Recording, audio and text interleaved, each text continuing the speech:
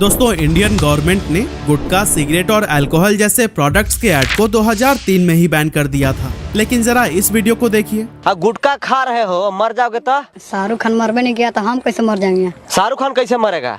वो भी गुटखा खाता है था। शाहरुख खान गुटखा खाता है? हाँ। कौन बोला है तुमको? प्रचार में देखे हैं। अच्छा, प्रचार में देखे। इस वीडियो में शाहरुख खान से इंस्पायर होकर एक 10 साल का लड़का भी अब गुटखा खाता है। लेकिन अगर मैं आपसे कहूं कि शाहरुख खान ने आज तक कभी भी गुटखे का ऐड किया ही नहीं है, तो क्या आप बिलीव करेंगे? शायद नहीं, क्योंकि आपके माइंड में सबसे पहले यह एडवर्टीजमेंट आएगा। विमल बोलो जुबां केसरी। लेकिन आपने शायद ये नोटिस नहीं किया होगा कि यह गुटखे का ऐड नहीं, बल्कि केसर युक्त इलायची का प्रमोशन है। असल में इसे ही सरोगेट एड्स कहते हैं, जिनके जरिए कंपनीज धड़ल्ले से उन प्रोडक्ट्स का प्रमोशन कर रही हैं जिन पर गवर्नमेंट ने बैन लगाया हुआ है। शाहरुख खान, अजय देवगन, अमिताभ बच्चन और अक्षय कुमार जैसे बड़े बड़े सेलिब्रिटीज पान मसाला और गुटखे जैसे हार्मफुल प्रोडक्ट का इनडायरेक्टली ऐड करने के बाद भी खुद को दोषी नहीं मानते। हाँ, कुछ सेलिब्रिटीज ऐसे भी हैं जो कि सिचुएशन की सीरियसनेस को समझते हैं और करोड़ों का लालच देने के बावजूद इस तरह के एड्स को प्रमोट नहीं करते, जिनके बारे में भी हम आगे वीडियो में बात करेंगे। लेकिन क्या गवर्नमेंट को इन ब्रांड्स की चालाकियों के बारे में नहीं पता? और अगर पता है भी तो क्यों इन पर कोई सख्त कदम नहीं उठाए जाते? आज के इस वीडियो में हम सब कुछ बहुत डिटेल में जानने वाले हैं। दोस्तों, टाइगर श्रॉफ और महेश बाबू ने इस कॉमर्शियल में बताया है कि अगर आपको कामयाबी की पहचान दिखानी है तो फिर बिना पान मसाला के तो ये पॉसिबल ही नहीं है। पान बहार पहचान कामयाबी की।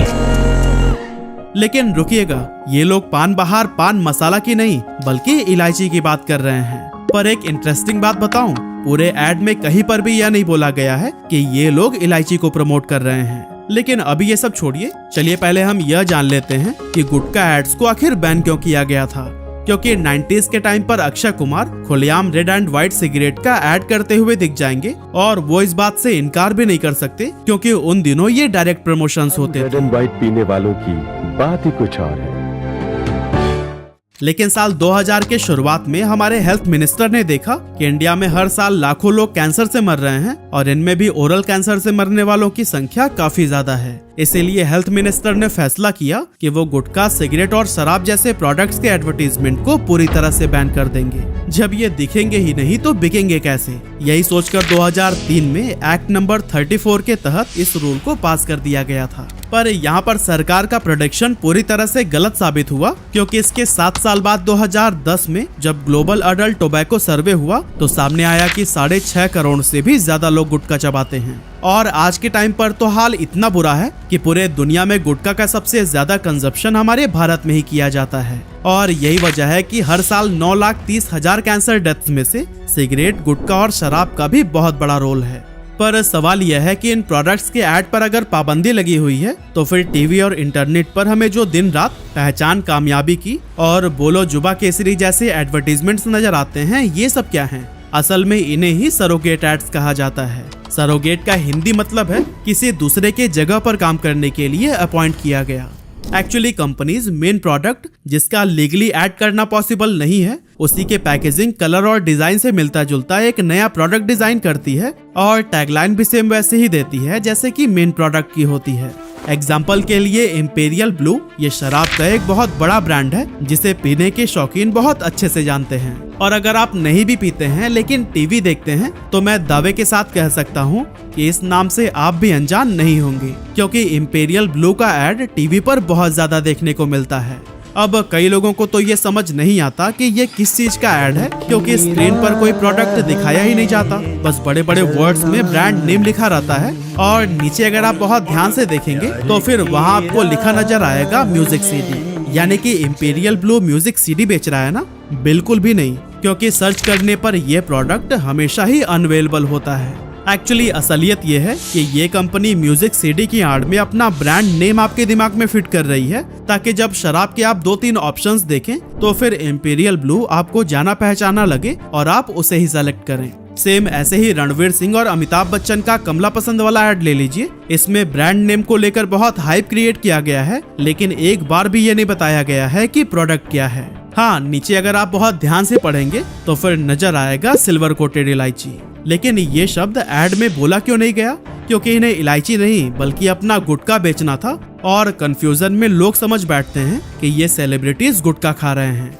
एक्चुअली जब इन एड्स को सेलिब्रिटीज के द्वारा प्रमोट किया जाता है तब हमें लगने लगता है कि आजकल के लाइफस्टाइल में ये बहुत कॉमन है और सोशल बने रहने के लिए हमें इन प्रोडक्ट्स को कंज्यूम करना जरूरी ही है। इसीलिए यह जानते हुए भी कि यह हेल्थ के लिए सही नहीं है, हम शराब, सिगरेट और गुटखा की हैबिट में पड़ जाते हैं। लेकिन हमारा बॉडी इस नए बदलाव को नहीं झेल पाता है और यही वजह है कि आजकल के यूथ लेट 20s या अर्ली 30s में ही fatty liver, stomach infection, dehydration, heart और लंग से संबंधित बीमारियों के शिकार हो जाते हैं। अब हैबिट्स बदलना शायद हमारे लिए मुश्किल हो सकता है, लेकिन इन पोटेंशियल रिस्क के लिए तैयार रहना एक स्मार्ट डिसीजन होगा, क्योंकि एक आम भारतीय घरों में हॉस्पिटल में एडमिट होने का खर्च 6 महीने या फिर उससे भी ज्यादा की सैलरी के बराबर होता है। और यह सब हमने कोविड-19 पैंडेमिक और मंकी पॉक्स जैसी बीमारियों में देख ही लिया है। ऐसे में क्या आप मेडिकल इमरजेंसीज के खर्चों के लिए तैयार हैं? अगर नहीं तो आपको भी अपने और अपनी फैमिली के लिए एक फ्लोटर हेल्थ प्लान लेना चाहिए, जिससे आपके ऊपर भी कभी भी मेडिकल से संबंधित खर्चों का बर्डन नहीं आएगा। लेकिन जब आमतौर पर हम हेल्थ इंश्योरेंस लेने की सोचते हैं और किसी कंपनी की वेबसाइट पर जाकर अपना इंटरेस्ट दिखाते हैं तो हमें इतने सारे स्पैम कॉल्स और मैसेजेस का सामना करना पड़ता है कि हम परेशान हो जाते हैं। यहाँ तक कि कुछ एजेंट्स तो सिर्फ अपने मंथली टारगेट को पूरा करने के लिए आपको गलत पॉलिसी बेचने की ट्राई करते हैं। लेकिन इन सभी प्रॉब्लम्स का सोल्यूशन लेकर आता है डिट्टो, जो कि आपके लिए सबसे अच्छा इंश्योरेंस खरीदने की बेस्ट एडवाइस देता है। अब मैं आपको डिट्टो के साथ अपनी रियल लाइफ एक्सपीरियंस शेयर करने वाला हूँ।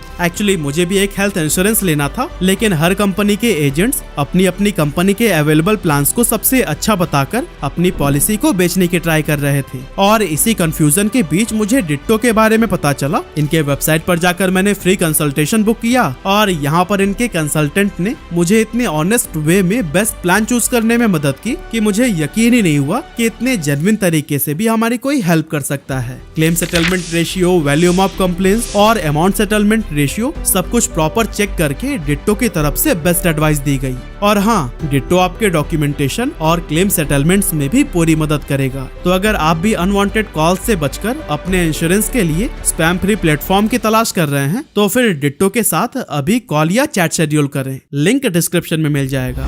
फिलहाल हम अपनी टॉपिक पर वापस आते हैं।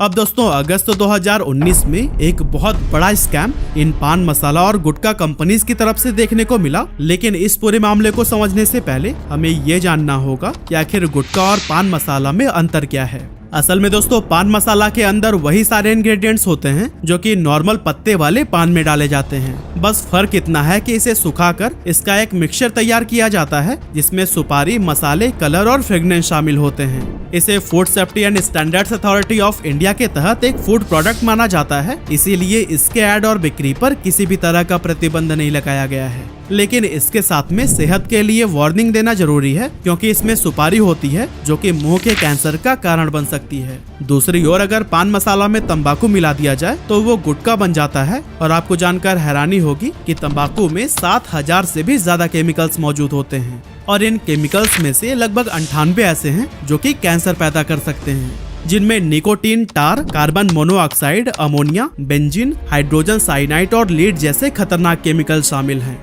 वैसे अगर आपको गुटखा इंडस्ट्री का पूरा सच जानना है ना, तो फिर इनसे मिलिए। यह है देश के जाने माने गुटखा मैन्युफैक्चरर विजय तिवारी जी, जिन्हें साल 2011 में ओरल कैंसर हो गया था। इस बीमारी की चपेट में आने के बाद से इन्होंने पूरी गुटखा इंडस्ट्री को ही एक्सपोज करके रख दिया था। विजय जी बताते हैं कि इसका सेवन ज्यादातर गरीब मजदूर किया करते हैं, इसीलिए अगर गुटखा बनाने वाली कंपनीज क्वालिटी इंप्रूव करने के लिए प्राइस को बढ़ाते हैं तो फिर सेल्स पर बहुत बुरा असर पड़ता है। और सेल्स पर फर्क ना पड़े इसके लिए गुटखा व्यापारी असली इंग्रेडिएंट्स की जगह केमिकल्स का इस्तेमाल करने लगते हैं, जैसे कि पान मसाला में यूज होने वाले कत्था की जगह ये मैग्नीशियम कार्बोनेट और गैम्बियर का यूज करते हैं, ताकि वैसा ही स्वाद दिया जा सके। इसके अलावा इसमें फ्लेवर के लिए और भी कई तरह के केमिकल्स का यूज किया जाता है, और वो भी ऐसे ऐसे केमिकल्स जिन्हें खाया नहीं जा सकता। लेकिन ये कंपनीज इन्हें सस्ते में चाइना से खरीद के गुटखा बना रही हैं। तभी तो केसर जो 3 लाख रुपए किलो मिलती है, उसका पान मसाला ये सिर्फ 1 से 1.5 रुपए में ही बेच रहे हैं। वहीं दूसरी तरफ इलायची और सिल्वर कोटेड पान मसाले भी इतने सस्ते मिल रहे हैं जितने में ना तो आप इलायची खरीद सकते हैं और ना ही सिल्वर। लेकिन पान मसाला पूरी आजादी के साथ एडवर्टाइज और सेल होता है क्योंकि ये गुटखा नहीं है। हालांकि जब बिहार के स्टेट हेल्थ डिपार्टमेंट ने अगस्त 2019 के दौरान बाजार में मिलने वाले 12 पान मसाला के सैंपल को लेबोरेटरी में टेस्ट करने के लिए भेजा तो पता चला कि इनमें से 7 पान मसाले में कंपनीज निकोटीन मिलाकर बेच रही है ताकि लोगों को इसकी लत लग सके, जबकि इनके पैकेट पर बड़े बड़े अक्षरों में लिखा हुआ था निकोटीन फ्री। इन 7 ब्रांड्स में राजश्री पान मसाला, कमला पसंद और रजनीगंधा जैसे बहुत ही पॉपुलर ब्रांड शामिल थे जिनका ऐड ऐसे ऐसे सेलिब्रिटीज करते हैं जिन्हें हम अपना रोल मॉडल मानते हैं। इस टेस्टिंग के बाद से बिहार सरकार ने उन 12 के 12 ब्रांड्स को ही अपने राज्य में बैन कर दिया था। अब आप सोच रहे होंगे कि निकोटीन तो सिर्फ 7 में मिला था ना, तो फिर इन 12 ब्रांड्स को बैन क्यों किया गया? असल में जिन ब्रांड्स में निकोटीन नहीं भी मिला था उनमें भी मैग्नीशियम कार्बोनेट और इनके ही जैसे कई सारे हार्मफुल केमिकल्स मौजूद थे जिनसे दिल की बीमारी और कैंसर का खतरा बहुत ज्यादा बढ़ जाता है। इसी वजह से बिहार सरकार ने उन सारे ही पान मसाला ब्रांड्स को बैन कर डाला। और दोस्तों इतना ही नहीं, कुछ कंपनीज ने तो अब लाइम पाउडर के साथ में कुछ ऐसे केमिकल्स को गुटखा में मिलाना शुरू कर दिया है कि ये मुंह में जाने के बाद से मैग्नीशियम कार्बोनेट में बदल जाता है। यानी कि भले ही ये सैंपल टेस्ट में ना आ रहा हो लेकिन आप जहर ही खा रहे हैं। अब सवाल उठता है कि वो सेलिब्रिटीज जो पान मसाला या इलायची का ऐड करते हैं क्या वो खुद भी कभी इसे टेस्ट करते हैं? बिल्कुल नहीं, क्योंकि उन्हें अपनी सेहत के साथ खिलवाड़ थोड़ी करना है। हाँ, इतना जरूर है कि यह हमारे मन में जिज्ञासा जगा देते हैं कि इसे एक बार खाकर जरूर देखना चाहिए, क्योंकि ज्यादातर लोगों को ऐसा लगता है कि हमारा हीरो खा रहा है तो वाकई में कोई अच्छी ही चीज होगी। और जब इन सो कॉल्ड स्टार से सवाल किया जाता है तो ये हाथ झाड़कर खड़े हो जाते हैं कि मैं गुटखा या तंबाकू का ऐड कभी नहीं करता, बल्कि मैंने जिसका ऐड किया है वो इलायची थी। लेकिन एक अच्छी बात यह है कि अमिताभ बच्चन ने कुछ समय पहले ही अनाउंस किया है कि अब वो किसी भी तरह के पान मसाला ब्रांड को प्रमोट नहीं करेंगे। असल में उनका रणवीर सिंह के साथ में ऐड आने के बाद उनको सोशल मीडिया पर काफी आलोचनाओं का सामना करना पड़ा था और बार बार लोगों के सवाल और क्रिटिसिज्म के बाद उन्होंने इसे गंभीरता से लिया और तंबाकू इंडस्ट्री को हमेशा के लिए अलविदा कह दिया। इसके अलावा दोस्तों कुछ ऐसे सेलिब्रिटीज भी हैं जिन्होंने कभी भी अल्कोहल या टोबैको जैसे प्रोडक्ट्स को एडवर्टाइज नहीं किया, जैसे कि इमरान हाशमी ने 2013 में एक शराब कंपनी के 4 करोड़ रुपए का ऑफर ठुकरा दिया था, क्योंकि उनका कहना था कि उनके ज्यादातर फैन 18 से 25 साल के हैं और ऐसे में उन्हें ये गलत रास्ते पर नहीं ले जाना चाहते। इसके अलावा अल्लू अर्जुन ने भी यह कहते हुए एक तंबाकू कंपनी के विज्ञापन को करने से मना कर दिया था कि जिस चीज का यूज वो खुद नहीं करते उसको वो प्रमोट भी नहीं कर सकते। इसके अलावा सचिन तेंदुलकर, आमिर खान और जॉन अब्राहम जैसे कई सारे ऐसे नाम हैं जिन्होंने इस तरह के एड ऑफर को ठुकरा दिया और पैसों से ज्यादा उन युवाओं के बारे में सोचा जो कि इन्हें फॉलो करते हैं। अब सबसे बड़ा सवाल तो ये उठता है कि जब सरोगेट ऐड इतने ही मिसलीडिंग है तो फिर सरकार इन पर रोक क्यों नहीं लगा देती? किस्सा ही खत्म हो जाएगा। असल में दोस्तों इन्हें रोकने के लिए ASCI यानी कि the advertising standards council of India ने सरोगेट एड्स को लेकर ऑलरेडी कई सारे नियम बनाए हुए हैं, जैसे कि कंपनीज सिर्फ उन्हीं प्रोडक्ट का ही एडवर्टीजमेंट कर सकती हैं जो कि एक्चुअल में एग्जिस्ट करता हो। एग्जाम्पल के लिए मान लीजिए कोई कंपनी सिल्वर कोटेड इलायची का ऐड चला रही है लेकिन मार्केट में ऐसा कोई प्रोडक्ट ही नहीं है, तो ऐसे में वो कंपनी इस प्रोडक्ट का ऐड नहीं कर पाएगी। इसके लिए एक जेन्युइन प्रोडक्ट होना जरूरी है। साथ ही कंपनी को शो करना होगा कि सिर्फ इस प्रोडक्ट के लिए ही उन्होंने फैक्ट्री सेटअप या फिर मशीनरी जैसी चीजों में कम से कम 10 करोड़ रुपए इन्वेस्ट किए हुए हैं, या फिर इस प्रोडक्ट का टर्नओवर होना चाहिए 20 लाख रुपए पर मंथ का। अब गुटखा इंडस्ट्रीज में बहुत बड़ी बड़ी कंपनीज हैं जिनका टर्नओवर करोड़ों में है। ऐसे में उनके लिए किसी एक प्रोडक्ट पर 20 लाख रुपए पर मंथ शो करना कोई बहुत बड़ी बात नहीं है।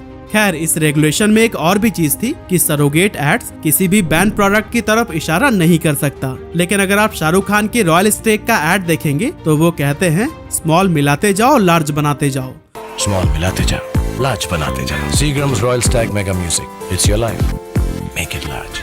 अब बहुत से लोगों को पता है कि रॉयल स्टेग एक शराब बेचने वाला ब्रांड है। ऐसे में ये ऐड सीधे उसी तरफ हिंट कर रहा था, ना कि म्यूजिक सीडी की तरफ। हैरानी की बात यह है कि इस तरह के कई सारे एड्स को ASCI ने खुद ही पकड़ लिया था, लेकिन बैन करने की जगह उनकी तरफ से कंपनी को कहा गया कि वो थोड़े से मॉडिफिकेशन के साथ इसे वापस से रन कर सकते हैं। ऐसे में जब इन अथॉरिटीज की तरफ से ही कोई बड़ा स्टेप नहीं लिया जाएगा तो ऐसे में सरोगेट एड्स की आड़ में ये कंपनीज लोगों को तो कैंसर खिलाती ही रहेगी। ऐसे में ये सवाल भी मन में आता है कि सरकार इन पर स्ट्रिक्ट एक्शन क्यों नहीं लेती। अब बहुत से लोगों का आंसर होगा टैक्स के लिए, क्योंकि इस इंडस्ट्री से सरकार का भी भारी टैक्स कलेक्शन जो होता है। लेकिन सच्चाई ये है कि टोबैको गवर्नमेंट के लिए बहुत घाटे का बिजनेस है, क्योंकि 2017 में इंडिया को टोबैको यूज और सेकेंड हैंड स्मोक के एक्सपोजर से होने वाले हेल्थ इश्यूज को ठीक करने के लिए 2340 बिलियन रुपए खर्च करने पड़े थे, जो कि देश की जीडीपी का 1.4% है। वहीं गवर्नमेंट को हर साल टोबैको इंडस्ट्री से 537 बिलियन रुपए का एवरेज टैक्स रेवेन्यू मिलता है। मतलब कि जो पैसा गवर्नमेंट को टोबैको इंडस्ट्री से टैक्स के रूप में मिलता है वो उन खर्चों से काफी कम है जो कि टोबैको से होने वाली प्रॉब्लम्स पर खर्च होते हैं। तो फिर सरकार इन्हें बैन क्यों नहीं कर देती? असल में दोस्तों इसके पीछे कई सारे रीजंस हो सकते हैं। फॉर एग्जाम्पल, अगर हम टोबैको में कोई पॉजिटिविटी देखें तो इसमें देश के 50 लाख से भी ज्यादा लोगों को रोजगार मिलता है, और अगर इसको बैन कर दिया गया तो फिर रातों रात लाखों लोग बेरोजगार हो जाएंगे। लेकिन मेरा अपना सुझाव है कि अगर इसे बैन नहीं किया जा सकता तो गवर्नमेंट को कम से कम कोई ऐसा कानून जरूर लेकर आना चाहिए कि सरोगेट एड्स की आड़ में ये कंपनीज लोगों की जिंदगी के साथ में ना खेल पाएं। क्योंकि एक डेटा के अकॉर्डिंग इंडिया में हर साल 10 लाख से भी ज्यादा एडल्ट्स की सिर्फ और सिर्फ टोबैको की वजह से ही मौत हो जाती है, जो कि ओवरऑल डेथ्स के 9.5% के बराबर है। इसीलिए अगर कंपनी बार बार सरोगेट एड्स के जरिए नियमों का उल्लंघन करती है तो फिर सरकार को चाहिए कि उनके खिलाफ सख्त लीगल एक्शन ले। जैसे कि अगर वो तंबाकू या अल्कोहल के लिए सरोगेट एड्स चलाती हैं तो फिर उस ब्रांड के किसी भी प्रोडक्ट का एडवर्टीजमेंट पूरी तरह से लाइफ टाइम के लिए बैन कर देना चाहिए। और दोस्तों अगर इसके अलावा भी आपके पास कोई सुझाव है तो हमें कमेंट में जरूर शेयर करिएगा। और हाँ, अगर आपने हेल्थ इंश्योरेंस में इन्वेस्ट करने का सोच लिया है और एक स्पैम फ्री प्लेटफॉर्म की तलाश में है तो फिर डिट्टो की टीम के साथ कॉल या चैट शेड्यूल करना ना भूलिएगा। लिंक डिस्क्रिप्शन में मिल जाएगा।